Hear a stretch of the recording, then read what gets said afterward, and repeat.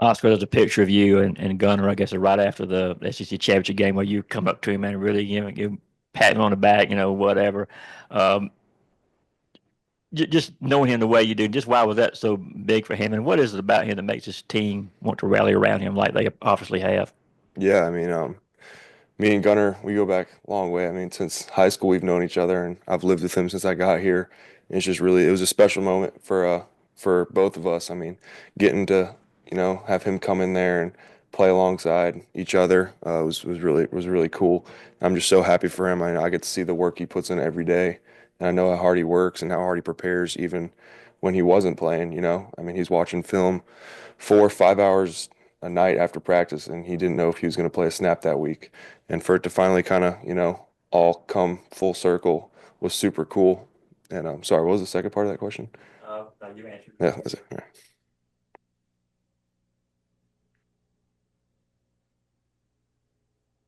Yeah, just obviously you guys had to replace Brock this year and he's tearing it up in the NFL. What do you make of the year that the tight end room as a whole has had? And obviously going about replacing him, but also the production and season you guys have had.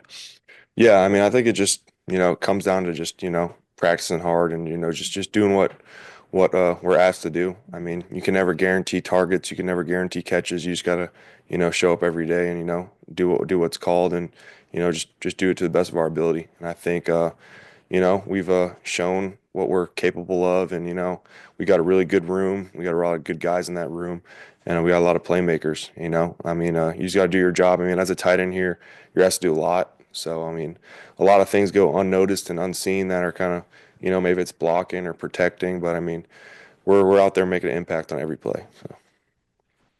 Two questions for you. One, what have you seen from Notre Dame on film? You talk about watching film a lot. What have you seen? And also, tell me a little bit about your two freshman tight ends and how they've changed from the first practice to now. Yeah, Notre Dame, they've got a big, physical, strong defense. They're gonna load the box and they're gonna try to stop the run. And there's be a lot of matchups, a lot of one-on-one opportunities, and they've got good players and we've got good players too. So it's really just gonna be one-on-ones and winning your matchups, things like that. And Jaden and Colton, they came in here. Uh, I think it was they early enrolled last year, and they both have grown tremendously. From the weight room to practice, I'm really impressed with both of them. They're both making plays every day. They've both gotten so much better in the run game and the pass game. Coming in as a tight end to the SEC is not it's not easy. You don't really do the blocking you do in high school, so they both learned and they're getting better every day. And you see it every day, and we watch it, and they're both gonna be really good players here. Coach Bobo was talking about how it hasn't been smooth as an offense or as a team for that matter, with a lot of ups and downs this season. As it relates to the offense, why do you think that is in terms of, maybe not being as productive as you guys would like overall? I think it just all comes down to execution. We've got a lot of really good players, a lot of really good guys on our offense. And it just comes down to everyone being on the same page for that play. And we've shown flashes of it. And obviously there's going to be plays where it doesn't work out how it's drawn up. But I think when we're all focused and we're all locked in, and we execute to the best of our abilities, we're pretty dangerous. Oscar, your first playoff game was actually obviously against Ohio State. Darnell gets hurt. You have to come in and really have to play a big role. How much of that game, just looking back, kind of maybe propel you, on your way to kind of where you're at right now? Yeah, going into that game, I was not expecting to play much, if at all.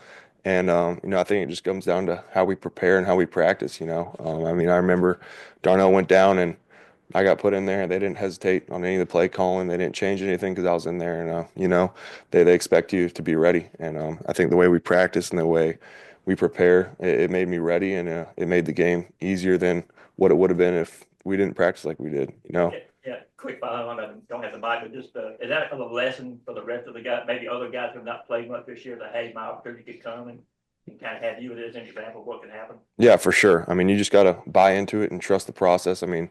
We talk to guys that were here and that are in the NFL now all the time, and some of them didn't play until they were juniors, and then they ended up being first round picks. So just the way that we practice and we prepare and you get developed here, it's different than everywhere else, and you just got to buy into the process and trust it.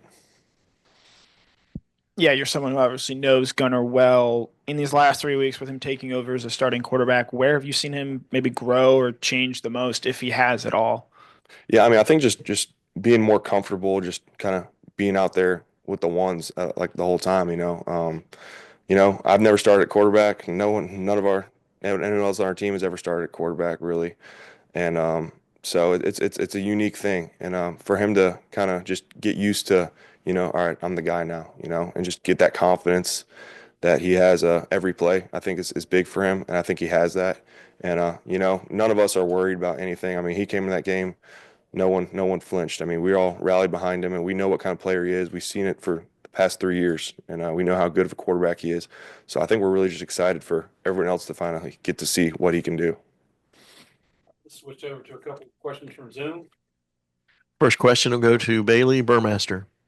Oscar, I have two questions, so I'll let you answer the first and then I'll follow up. What feels different in the run of a play with Gunner leading the way versus Beck?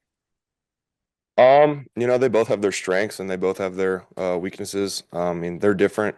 They complement each other in different ways. But I think with Gunner, it gives us more of that option where, he can extend a lot of plays. And he's a physical guy, and y'all saw that in the SEC championship. I mean, he's not scared to put his shoulder down and run through someone. So, you just got to be ready at all times, scrambling, just extending plays with his legs and, being ready to block for him because he's not going to want to slide.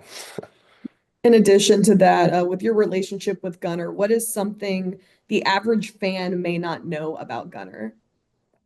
Um, I don't know. I mean, he's old school. I think people are starting to find that out a little bit, but he's old school. He's not a materialistic kind of guy. He doesn't care about all the NIL and all that stuff.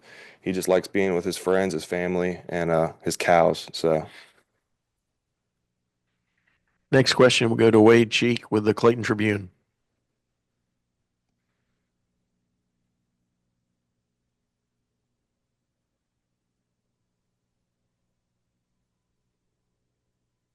All right, we'll go to Palmer Toms and then try to come back to Wade Cheek. Palmer, go ahead. Yeah, Oscar, looked like you were the first one to get to Trevor after his touchdown against Texas. What did you say to him, and just what is the difference of this offense with Trevor? I was just so happy for him. I mean, he's a guy who came here and I mean, I feel like he's been here since I got here. He's someone I really consider a brother, and I know the offense loves him. Everyone on the team loves him. He's a great leader, great person. And just to have him have that moment and me get to be there with him was really special. And I mean, he deserves it. Just the things he's been through this season that people don't really get to see. Behind the scenes it's huge. So I was really excited for him and really happy for him. Try to go back to Wade Cheek with the Clayton Tribune.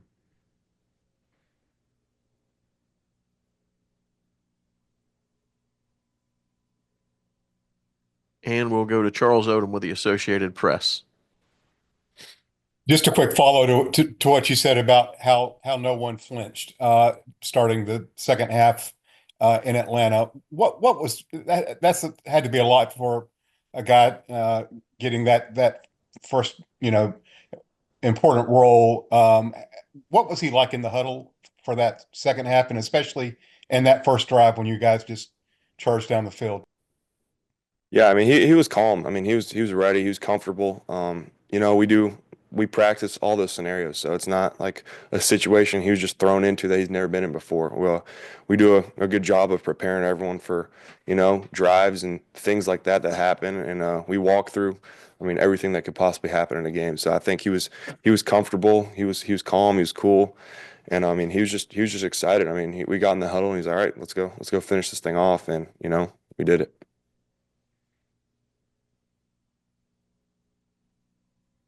We got time for one more. Connor? Yeah, Mark. All right, so have you met Gunner's cows, and what can you tell us about them? I have. I've been up there a couple times, and he's got I think when I was up there, he had I think 3 or 4, and I think he's got more now. But there's always been the running joke of he made like an Instagram post a long time ago. It was always great to wake up to a new cow on game day or something, and everyone kind of loved that on the team. I mean, that's just the guy he is. I mean, he just loves stuff like that. I mean, he's not about all the Instagram fame and all that. I mean, he'll take a picture of his cow and post it when he's happy, and it's cool. I mean, he takes pride in it, so it's special. It's awesome. All right, Oscar, thank you. Thank you. Thanks, Oscar.